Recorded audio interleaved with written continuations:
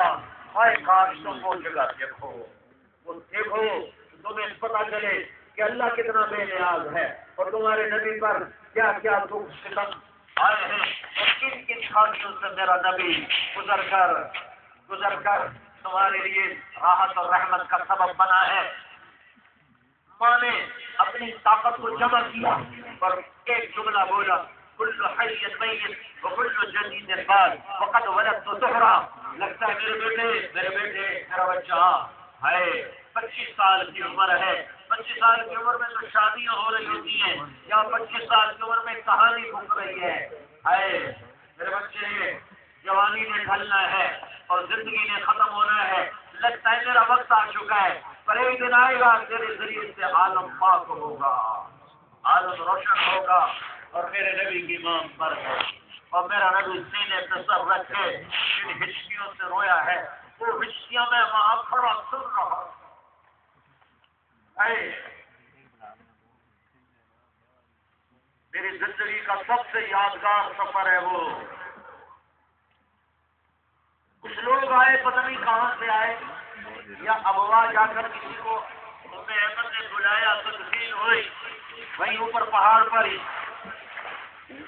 نیچے اترے تو احمد نے دیکھا اللہ کے نبی کوئی نہیں ساتھ نہیں، لوگوں کے ساتھ اترے تو احمد نے دیکھا اللہ کے نبی، پیچھے مڑ کے دیکھا اوپر سے آوازیں، وہ پیچھے گئی دوڑ کے اوپر گئی، اوپر جا کے عجب دل خراش منظر تھا، ابوا کے پہاڑ بھی ہچکیاں لے رہے تھے، 6 سال کا محمد بن عبداللہ ماں کی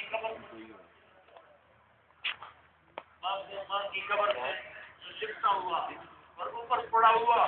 جب احمد قریب آئی تو سنا کیا کہہ رہے تھے، اے اماں مجھے تو خبر تھی میں تیرے سوا میرا کوئی نہ تھا، تو مجھے چھوڑ کے کہاں چلی، میں تیرے بغیر کہاں جاؤں۔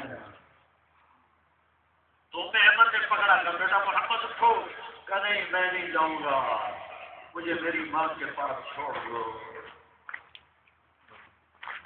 یہ ایسا صدمہ تھا، 57 سال بعد اب قبر پر سے گزرے تو ادھر ہی اتر گئے، قافلے کو ادھر اتارا اور ماں کی قبر کے سرانے جا کر بیٹھے، اپریل کی دھوپ، ننگے سر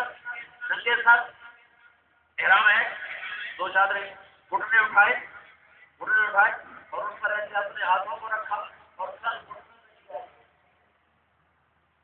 جیسے چھوٹے بچے گھٹنوں میں سر دے کے روتے ہیں، میرا نبی 63 سال کی عمر میں ماں کی قبر کے سرانے یوں گھٹنے میں سر دے کے یوں رونا شروع کیا، روتے روتے ساری داڑھی آنسوؤں سے تر ہو گئی۔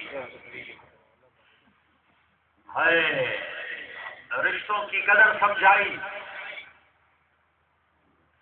کاش میری ماں زندہ ہوتی، میں ایسی نوکری کرتا اس کی خاطر نماز توڑ دیتا۔ میں باپ تیرا جنت کا دروازہ ہے، خدمت کرے گا کھل جائے گا، نافرمانی کرے گا ٹوٹ جائے گا، اور اگر تم نے توڑ دیا تو کبھی جنت کی ہوا نہ لے سکے۔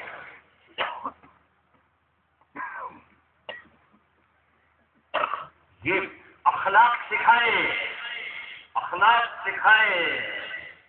میں تمہارے سامنے کیا ہوں، ہمارے تو مدرسے والوں نے اخلاق پڑھانے چھوڑ دیے، تم سے کیا رونا ہوں کہ بھائی کا دشمن، معاف کرنا سیکھا ہی نہیں، جواب دینا عزت سمجھا جاتا ہے، ارے چپ رہنے میں بھی بڑا مزہ ہے، سر جھکانے میں بھی بڑی مٹھاس ہے۔ میرے نبی کا فرمان ہے، فصل من قطعک وتعد من حرمک وتعف عن من ظلمک، توڑنے والے سے جوڑو، محروم کرنے والے کو عطا کرو، زیادتی کرنے والے کو معاف کرو، یہ 3 کام جیلن والے کر دو، میرا نبی کہتا ہے جنت الفردوس میں گھر مجھ سے لے لو، جنت الفردوس میں گھر لے کر دوں گا۔